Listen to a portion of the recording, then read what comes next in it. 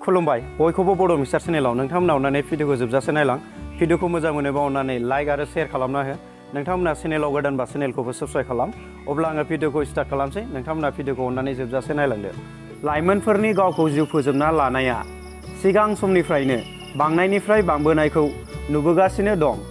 बे समाव क'क्राझार जिल्ला बिसमुरि आउटपस्टनि सिङाव थानाय सामखागुरि गामियाव फिन मोनसे सोमोनांथाव जाथाय